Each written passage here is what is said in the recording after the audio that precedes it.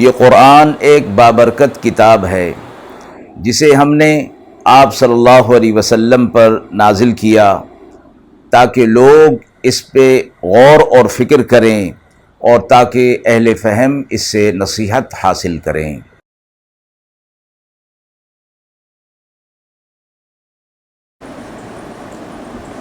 بسم اللہ الرحمن الرحیم۔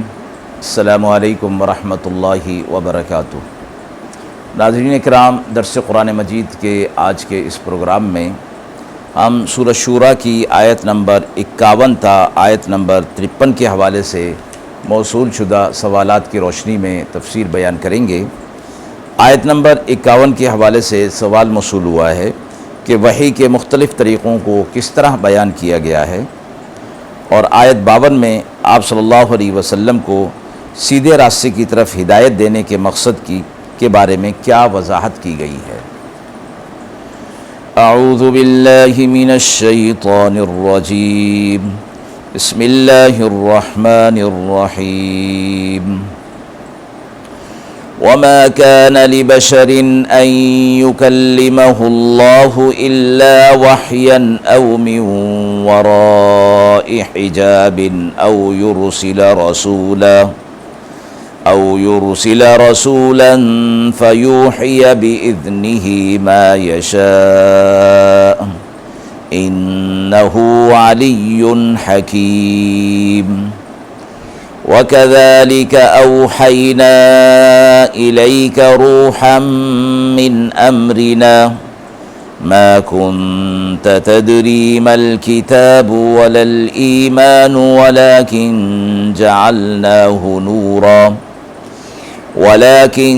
جعلناه نورا نهدي به من نشاء من عبادنا وَإِنَّكَ لَتَهْدِي إِلَى صِرَاطٍ مُسْتَقِيمٍ صِرَاطِ اللَّهِ الَّذِي لَهُ مَا فِي السَّمَاوَاتِ وَمَا فِي الْأَرْضِ أَلَا إِلَى اللَّهِ تَصِيرُ الْأُمُورُ۔ آیات مبارکہ کا ترجمہ ملاحظہ فرمائیں۔ اور کسی بشر کا یہ مرتبہ نہیں کہ اللہ اس سے کلام کرے مگر اشارہ سے یا پردے کے پیچھے سے، یا بھیجے کوئی پیغام لانے والا پھر پہنچا دے اس کے حکم سے جو وہ چاہے، بے شک وہ سب سے اوپر ہے اور حکمتوں والا ہے۔ اور اسی طرح بھیجا ہم نے آپ کی طرف ایک فرشتہ اپنے حکم سے، تو آپ جانتے نہ تھے کہ کیا ہے کتاب اور نہ ایمان، لیکن ہم نے رکھی یہ روشنی، اس سے راہ سجا دیتے ہیں جس کو چاہتے ہیں اپنے بندوں میں سے، اور بے شک آپ سیدھی راہ پر ہیں۔ راستہ اللہ کا، اسی کا جو کہ جو کچھ آسمانوں میں ہے اور زمین میں ہے، سب کچھ اسی کا ہے۔ یاد رکھو تمام امور اللہ ہی تک پہنچتے ہیں۔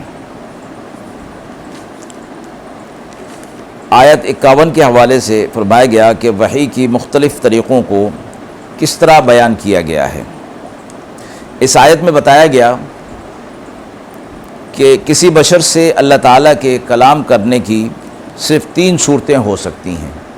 ایک وحی یعنی کسی مضمون کو، کسی بات کو قلب میں ڈال دینا، اور یہ جاگتے ہوئے بھی ہو سکتا ہے اور نیند کی صورت میں بھی۔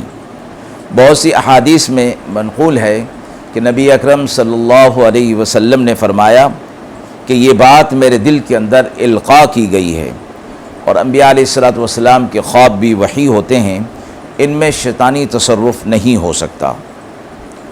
دوسری صورت من وراء حجاب، یعنی جاگتے ہوئے کوئی کلام پس پردہ سنے، جیسے حضرت موسیٰ علیہ السلام کو کوہ طور پر پیش آیا کہ اللہ تعالیٰ کا کلام سنا مگر زیارت نہیں ہوئی۔ تیسری صورت او یرسل رسولا، یعنی کسی فرشتہ جبریل وغیرہ کو اپنا کلام دے کر بھیجا جائے اور وہ رسول کو پڑھ کر سنا دے، اور یہی طریقہ عام رہا ہے۔ قرآن مجید پورا اسی طرح بواسطہ جبریل علیہ السلام نازل کیا گیا۔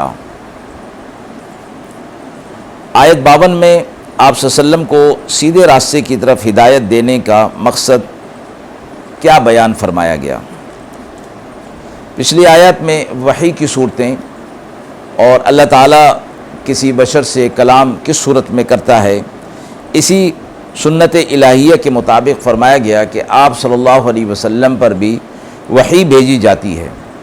دراصل یہودیوں کا یہ مطالبہ تھا کہ اللہ تعالیٰ آپ سے بالمشافہ مخاطب کیوں نہیں ہوتا، جیسا کہ حضرت موسیٰ علیہ السلام کے ساتھ ہوا تھا۔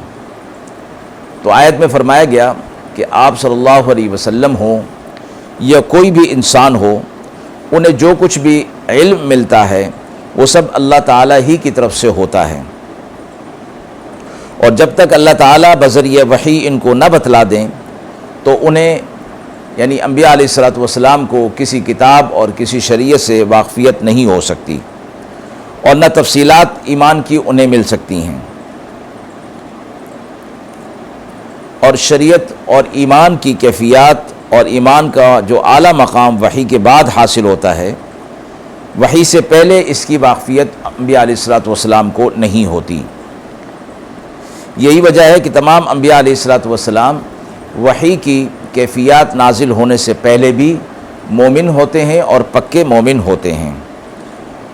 حضرات انبیاء علیہ السلام ان کی قوموں نے جب ان کی مخالفت کی اور ہر طرح کے الزام لگائے، مگر کسی پیغمبر پر یہ الزام نہیں لگا کہ وہ بھی نبوت کے دعوے سے پہلے ان کی طرح بتوں کی عبادت کیا کرتے تھے۔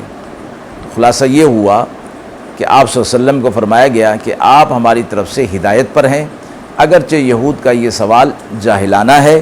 اللہ تعالیٰ ان تین صورتوں کے علاوہ کسی سے بھی مخاطب نہیں ہوتے، جو کہ پچھلی آیت کے اندر وحی کی صورتیں بیان کی گئیں۔ ناظرین کرام، ہم امید کرتے ہیں کہ موصول شدہ سوالات کی روشنی میں جو تفسیر بیان کی گئی وہ آپ کے لیے قابل اطمینان ہوگی۔ اس حوالے سے آپ کے بھی کوئی سوالات ہوں تو ضرور کمنٹ باکس میں دیجیے، انشاءاللہ ان کے جوابات دینے کی پوری کوشش کی جائے گی۔ وآخر دعوانا ان الحمد للہ رب العالمین۔